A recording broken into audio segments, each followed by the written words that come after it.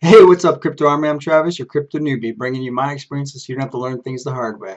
Just a reminder, I am not a financial advisor, and none of my content should be viewed as financial advice.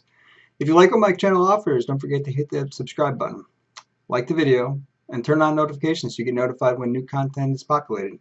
It also really helps to get the content to others that might find the content helpful, and to grow my channel. So today, what are we going to cover? We're going to cover fundamental analysis. Just to be transparent, there are different approaches to doing a fundamental analysis. I focus on more of the qualitative assessment approach with a few of the quantitative tools added in. So what do I look at? I look at the team, who's developing the crypto, what does the development team look like, what does the business side look like, what is their use case for the crypto, do they have a white paper, is the white paper providing information that's helpful, is it a professional white paper, do they have a roadmap? What's their plan for the crypto? Where are they trying to take it? What are they trying to achieve? What's their use case and their roadmap and their white paper going to get to? Is it going to actually achieve what they're looking at? Do they have the right information in there to describe how to get there based on your understanding of it? And then what is their target market? I mean, obviously they're trying to target us, right? So they want as many people as possible, but do they have a business focus? Do they have a government focus? Are they looking at gamers? Who is the focus for their crypto? Because that'll determine how successful it is, if they have a plan and what that plan is.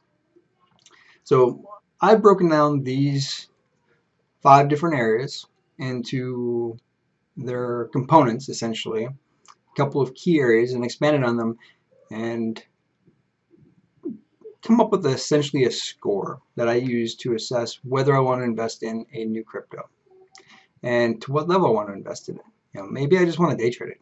Maybe I just want to flip it quick for a quick buck. So why a fundamental analysis? So I'm not necessarily looking for a quick buck as a day trader all the time, right? So while I do those investments, I rely on technical analysis more so for those. I don't necessarily rely on a fundamental analysis for doing day trader activities. For long-term investments, I rely heavily on fundamental analysis. It's the same thing as if you were investing in stocks, right? If you're looking for something that you can invest in that's going to be a stable investment, that's going to increase over time and give you a good return on your investment, you're not necessarily going to be concerned about the technical analysis. At least not in my case. I don't think that's necessarily relevant to those decisions. Like if I'm going to invest in Google, I'm investing in Google because I believe in the product and I think that it's got a good future ahead of it. I think I'm going to get a good return on my investment. I'm not necessarily going to lose money on it in the long term, right? So that's why a fundamental analysis. You're looking at the fundamentals, the building blocks of the crypto and whether it's got a long-term future. So for long-term investments, I rely heavily on the fundamental analysis to inform my choices. If a crypto does well during the fundamental analysis, I feel more confident that my investment will be more secure and I'm willing to put more of my money into it. So that's really the difference between doing a day trade in my use case and doing a long-term investment, right? I might put a whole bunch more money into a long-term investment than I would into a day trade. Just because day trades, especially on the more risky and more speculative cryptos, it's a high risk. The crypto could drop real quick. There could be a rug pull in a matter of hours or days. So you won't necessarily get that huge return on your investment, meaning there's a really high risk. So the key aspect of fundamental analysis is to determine what is important to you and what your risk tolerance is. What are the risks you're willing to take and what are the risks you're not willing to take? Depending on the age of the project, some of the information might not exist. Some investors care less about knowing the team or having a security audit. I weight those pretty heavily because they're important to me and the security of my investment, especially for a long-term investment. Even with my approach, I don't rely entirely on the final result to determine whether to invest or not. So just because I get a final score, if you will, it doesn't necessarily determine whether I will or will not invest or how much I will invest. It's all very subjective, but I try to base it more on the objective aspects, the things that I can see, I can verify. I try to base my decision on those things. And then I use my experience to inform my actual decision. So now I'm going to have laid out the groundwork for what we're going to talk about. What is my approach to fundamental analysis?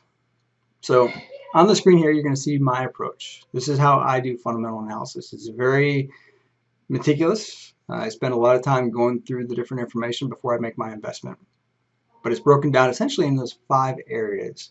There are some things that group together a little bit differently, but it really comes from those 5 target areas that I mentioned earlier.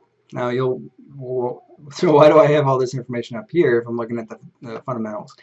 This goes into the decision, the price. If it's got 9 zeros as a new crypto, I might consider that as a factor I need to be aware of. I don't consider that as a huge turnoff to the investment if it's got 9 zeros, but it's definitely something I consider. How many tokens do they have? You know, is it 1 quadrillion tokens, or is it 1 quintillion tokens, as some of the newer projects have, or even more?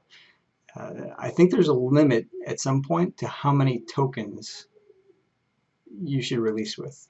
Even with this number, it's going to take a long time unless they do a it's not necessarily a reverse split. It's more of a stock approach, and it's usually not viewed in the right way.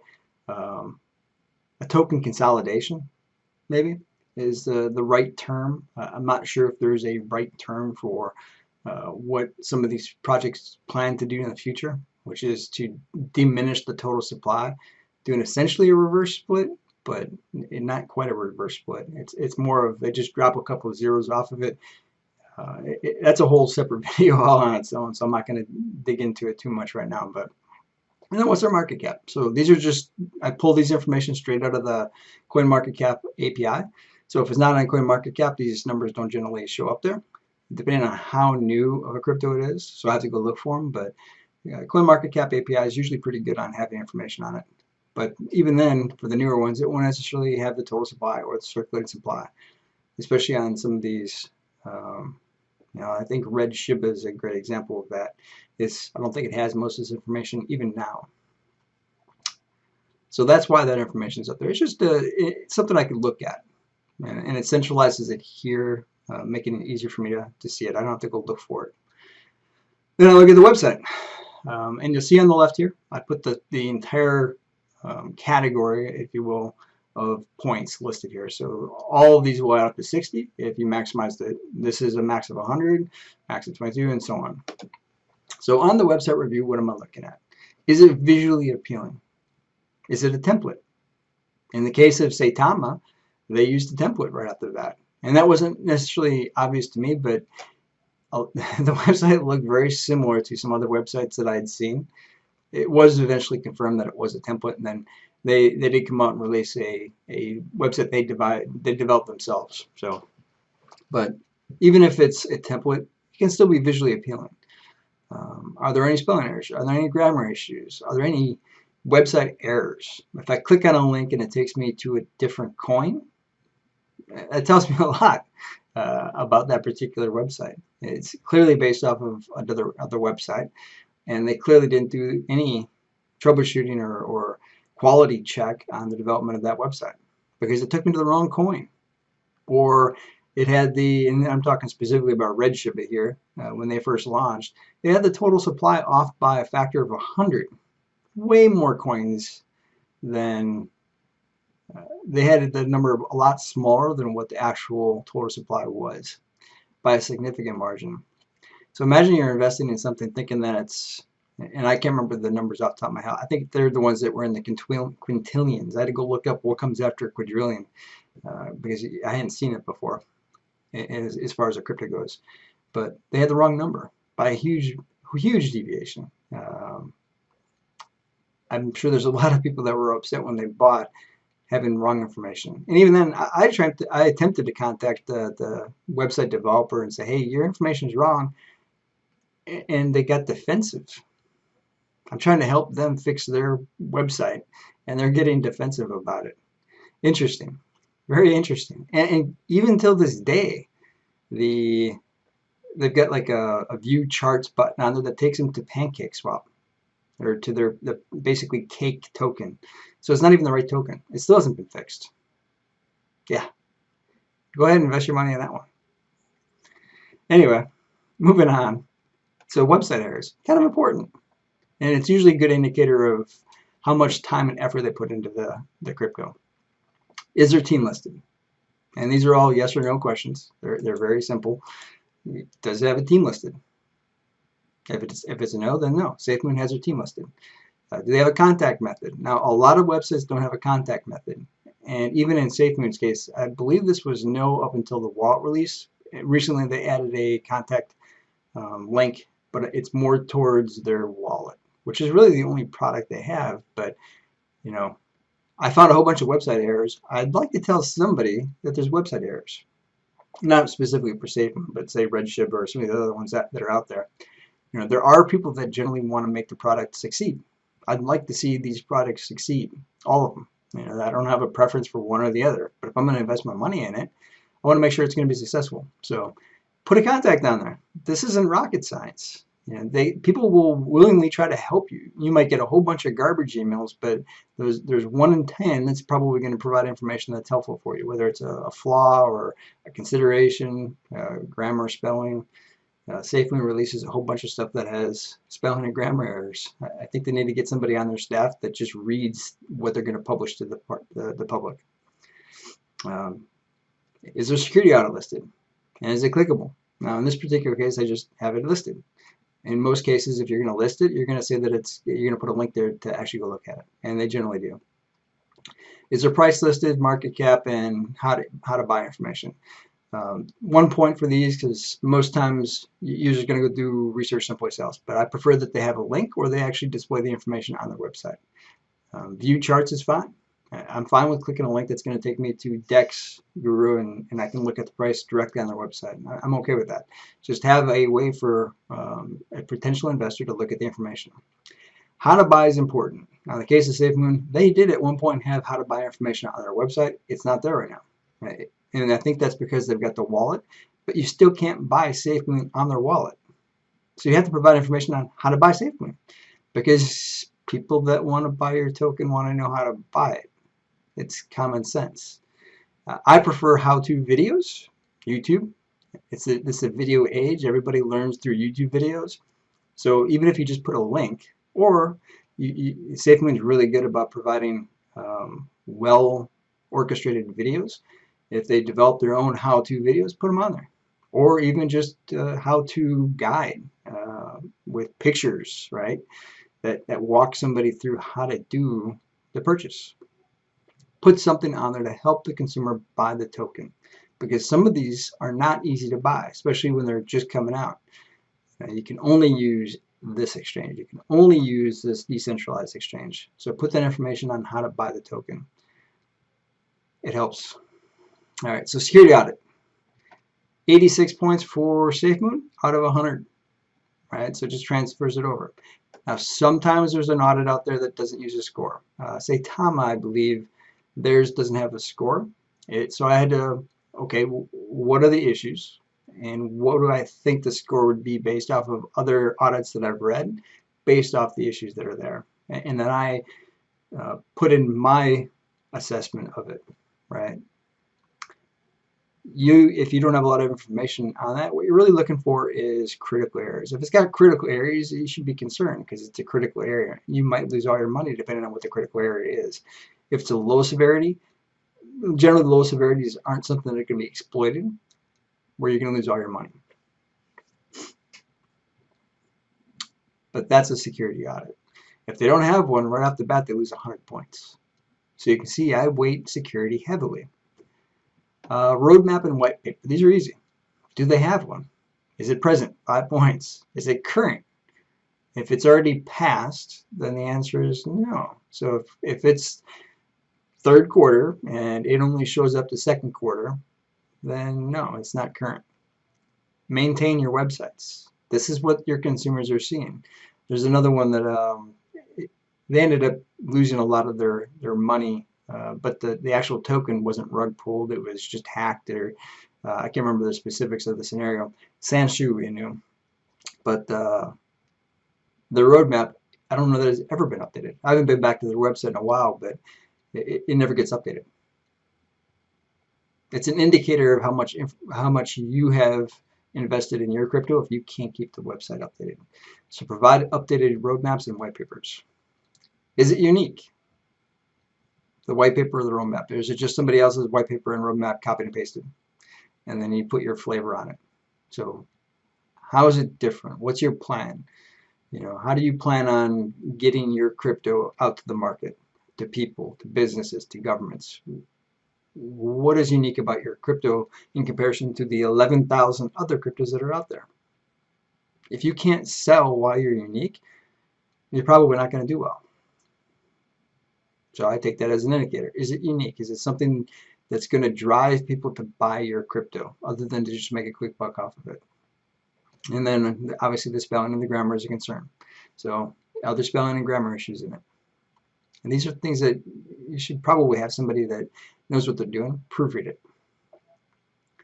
Then another huge piece for me is the development team. Is it known? Is it professional? Up here I give it 4 points for on their website being known, but that's just very simple. It's present there and it's known. This is, hey, is there a face and a name? It's simple. If Apple, Google, or any of the Fortune 500 companies launched their business and said, you can't know who we are, would you have used them? Would you have taken it seriously? Would you have put your personal information into it? Would you have bought their products? Maybe you would have bought it if it's in your hand, right? But you should stand by your product. This is your product. This is your token, your exchange. You should stand by the product that you're saying other people should invest their money into. I mean, look at this. This is $782 million invested in a SafeMoon right now.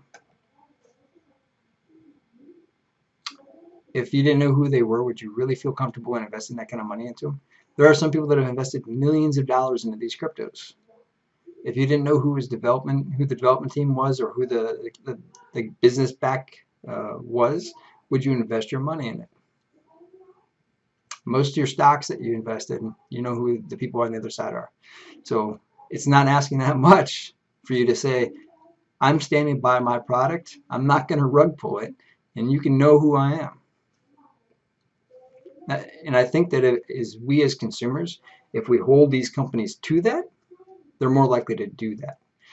If we continue to throw our money into these cryptos and get them rug pulled, they're going to continue to rug pull us. And they're not going to give us their information.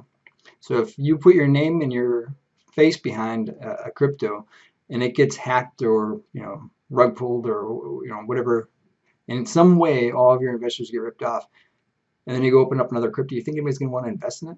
Probably not. And that's the importance of putting that information out there. Because right now you can build a crypto and not know who the person is and go right on to the next crypto and keep pulling people's money endlessly because there's no requirement for them to put their faces behind it, put their names behind it. So I put a heavy weight on that. Does that mean I'm not going to invest in something? Shiba Inu, you can see they got a D primarily because their team is not known. They got a really good score on their audit. But I put a lot of weight on, is the team there? Because there's no way to hold this team accountable for a rug pull. And it's entirely possible that it could do a rug pull. Even with 600,000, we haven't gotten down here yet, but even with 600,000 holders, it could do a rug pull. There's nothing stopping it. It wouldn't be the first time. So I put a lot of weight on the team being known.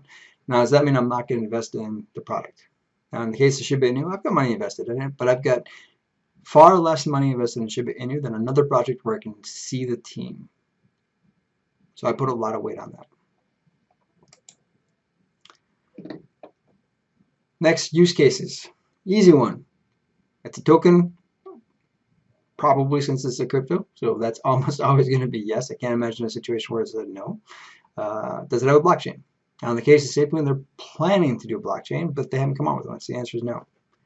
NFTs. They're planning to support NFTs, but the answer is still no. They just released a wallet, so that just flipped to yes. Do they have an exchange? No, but they plan to do one. Do they have a swap? Yes.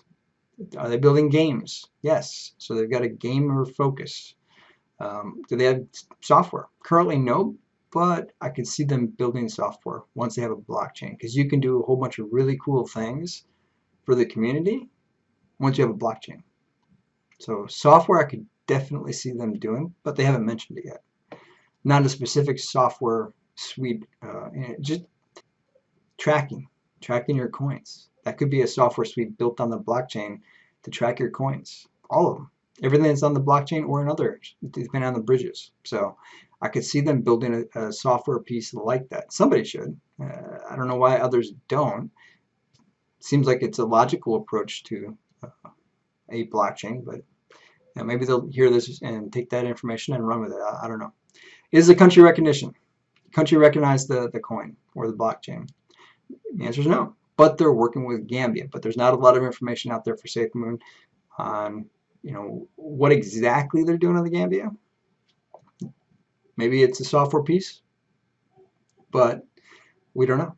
So the answer is currently still no, because the project isn't out there. It's not in full force. It hasn't actually been stood up as it's like in the wallet. It's not physically there where we can see it, and it's being done, whatever it is.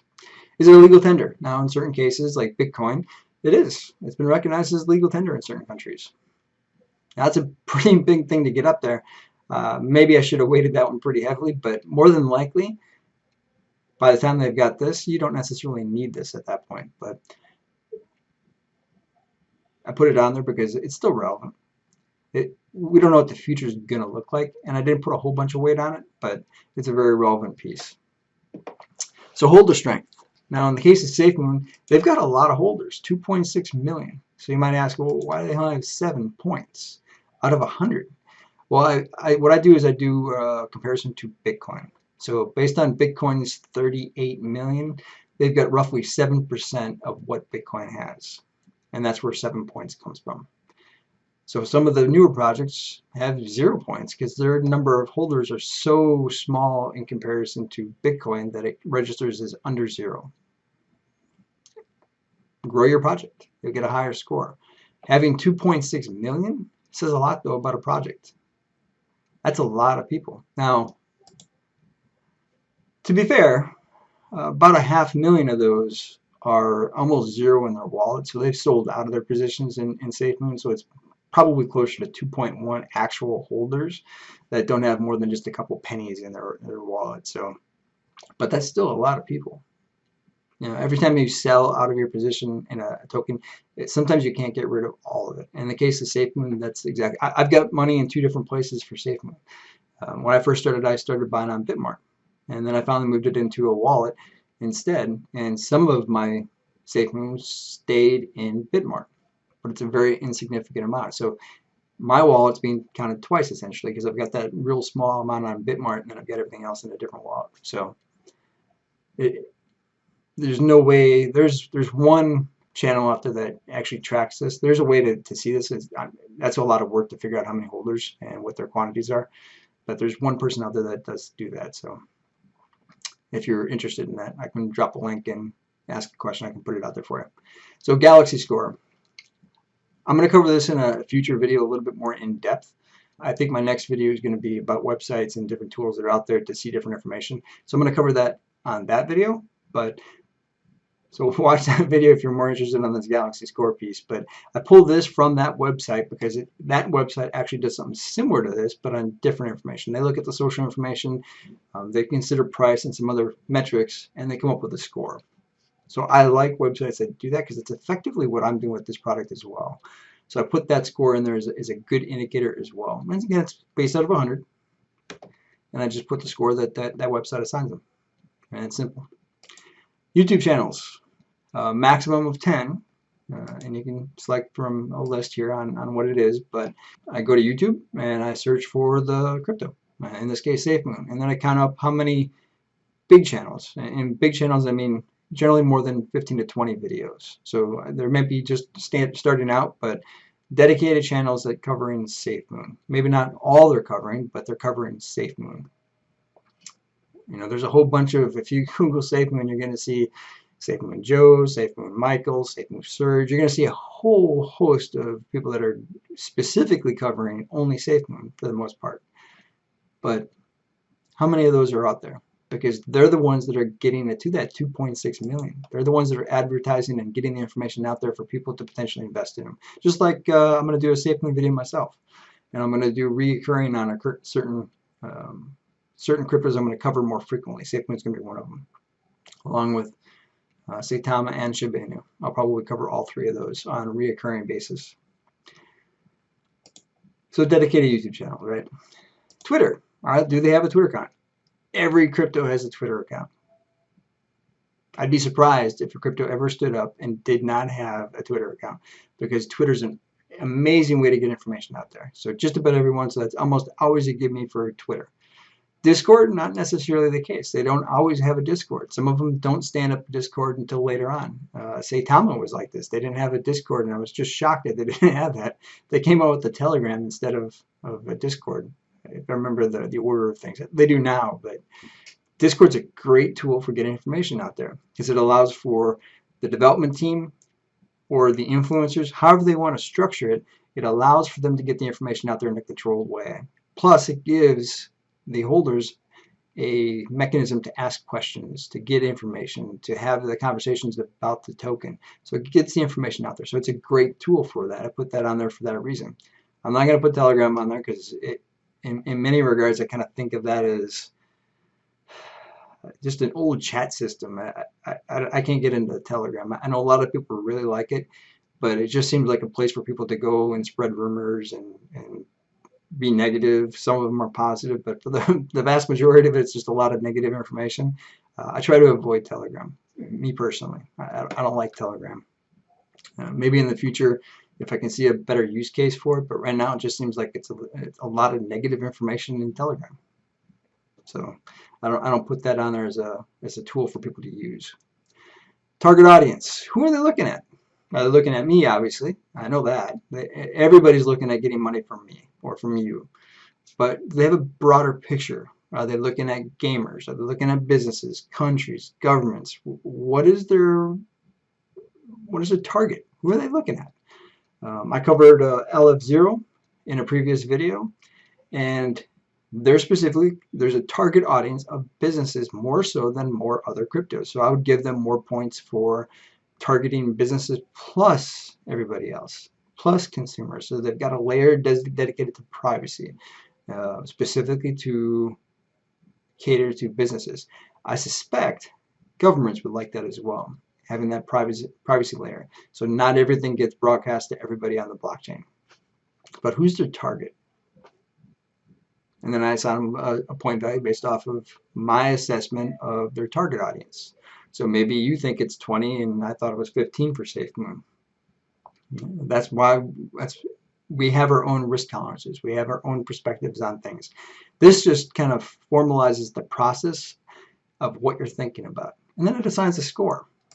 So I told you on this here, that's out of 568 points. So if you add up and max everything out, it comes up to 568 points. SafeMoon got 373 out of those 568. And it seems like a huge delta to say that it got a B. So I didn't go with your standard, 90 to 100 is an A and 80 to 90. I didn't quite use that because most of these cryptos, especially when they're first starting, don't have this stuff. So that's also why SafeMoon is a little bit higher. If I just done a standard 90 to 100, that would have been, I think, a C or a D maybe. But based off of other projects that I put in here that did really well, this seemed like a good way to do it. The scores, but you can not agree that this is a B. It really comes down to your risk tolerance. What are you willing to risk? What are you willing to give on? Maybe knowing the team isn't as important to you. Maybe the security audit isn't as important to you, or the score isn't. Saitama 356. So they did really well. And if you're not familiar with Saitama, I'm going to cover them in a video. Hopefully this week is my goal. They're on fire right now. You really should look at Saitama if you haven't. It's a phenomenal crypto. I've 400x'd since I purchased. It's a great crypto. I really want to get to my video on this one because I think you're going to like it. I really like the team for this one.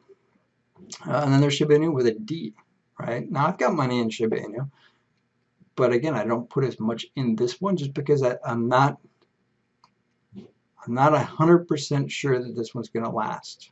Just because the development team isn't known. I don't know what they can do with the code. I just don't know enough about. I would need them to come out and identify themselves as a team and stand by their project, and then I would be willing to invest more money in it, even if it shoots up. And right now it's kind of going to the right. It's trading sideways for the most part, or it has been. A little bit of increases, but then it decreases. But I like Shiba Inu. I think it's got a great plan. I'm not 100% sold on it. So, and there's Red Shiba, which is a solid F. As I've mentioned a couple times in this particular video, there's a lot of negatives on their particular launch. The website's crap. They rely on Telegram. They don't have a Discord. They do have a Twitter space out there. Getting the numbers wrong, and this is another one where CoinMarketCap can't verify their total supply or circulated supply, so it doesn't pull in. And that's why this is like this. You can see a lot of zeros and then a 5 for this particular crypto. And I invested in them. But I did this one as kind of like a day trade. I invested a little bit of it, and not my normal, what I would normally invest in, something I really believe in. And then as soon as it doubled, I sold. But I did this just to confirm what I already kind of suspected, is that this is probably not something I want to invest in. I could see this being a rug pull. Even though the project is coming out, I think this is their second project or second crypto, but it's their second not very well launched crypto. So if they want to be taken seriously, they need to fix some stuff. That's just my advice to them. But that is the fundamental analysis that I used. Hopefully you found this helpful. If you have any questions about how I built this, or I'm even okay with sharing this. I'd have to change a few things if this is something you guys are interested in, you guys and gals are interested in. But I found it helpful, and you can see all the information on here. You can pause it if you want to build your own. Fairly easy to build. I'm okay with sharing it. Like I said, I can put it in a Google Drive or something like that and put a shareable link in the description. Let me know in the comments if this is something you're interested in. I would have to take out the CoinMarket API, so this part here won't work, but that's easy to build. I could possibly leave it all in there and then just take out my API code. That way you can go get your own API code and update it. That way it will pull your information off of your account. I get the free version of the API, so there's only so many times per month that I can pull the API information. And if I put this on YouTube, that would quickly exceed my authorization, or the amounts that I can have. So that's the limitation with me posting this, is either I have to take this out of here, or I have to take my code out of it, and I can maybe leave information on how to update that. Let me know in the comments if this is something you find helpful, or would like a copy of, and then what information you would prefer, if you want the API in there, if you don't. Because this, you can just go to CoinMarketCap and do the same thing, or CoinGecko and do the same thing. So, but I do review those comments, so make sure you leave any suggestions, requests, or questions you might have in those. If there are any topics you want me to dive deeper into, definitely let me know. I will be covering the Galaxy score in either my next video or the next 2 videos. I can't remember the order of what I'm going to get it, when I'm going to get it done, because I really want to do the Saitama review as well, and fundamental analysis. So I'll go through this more specifically with that review. There are some links in the description I get a small commission off of, so if you could click those and find those websites helpful. I covered those also in previous videos, so just refer back to those if you got questions about those links. But it does kind of help support the channel, so I really appreciate it if you can click those links. And when possible, I do provide a promo code for you to get a small discount as well. My next video is going to be on the websites and tools, or the Saitama. I haven't decided between the two. I've got both of them ready to go. I just needed to record them. But that's the plan for the next couple of videos. And then after that, I'm going to dive more into other cryptos, so SafeMoon, Shiba Inu, and a couple others that I'm going to do reviews on as well. Just a reminder, if you found my content helpful, please hit that subscribe button. Hit that like button, and it might help you catch my content if you turn notifications on so you get notified when I post new material. Until next time, stay strong with those diamond hands.